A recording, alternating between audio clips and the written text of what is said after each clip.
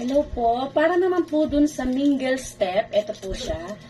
Bali, ang gagawin po ay naka-steady pong ganyan yung kamay nila, tapos ihahakbang po itong kanang paa. Marcha po yan. Bali, 2/8 po ito, no?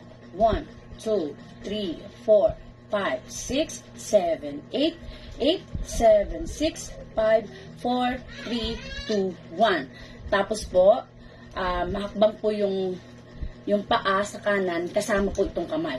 1, 2, 3, 4. Hey! Sisigaw ng ganon. 1, kaliwa naman. 2, 3, 4. Hey! Sisigaw ng ganon. Tapos, baba. Tapos, marcha. 1, 2, 3, 4, 5, 6, 7, 8. Tapos, ulit-ulit. 1, 2, 3, 4. Hey! 1, 2, 3, 4. Hey! Baba ulit, tapos count. 1, 2, 3, 4, 5, 6, 7, 8. Kapag gano'n na, bali, di ba nakaharap sila nito sa stage, no? Ang unang i-bend ng pagganon ay itong kaliwa. Paki-practice mo yung anak nyo, kaliwa ang unang gaganon. Okay, ready? 1, 2, 3, 4, 5, 6, 7, 8. Bali, nandito to sa, sa stage. Tapos, haharap sila sa Centennial Building. Ito pa rin ang mauunang gagalaw. 1, 2, 3, 4, 5, 6, 7, 8. Tapos, haharap naman sila, tatalikod sila haharap naman sila dun sa Oka Building. Ito ulit ang unang gagalaw. 1, 2, 3, 4, 5, 6, 7, 8. Sunod, dun naman sila haharap sa Carini Building. Kaliwa po ulit ang unang galaw.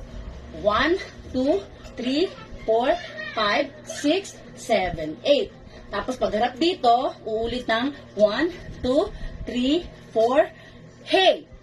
Tapos, 1, 2, 3, 4, hey! Tapos, 8 ng ganito. 1, 2, 3, 4, 5, 6, 7, 8. Ulit-ulit. 1, 2, 3, 4, hey!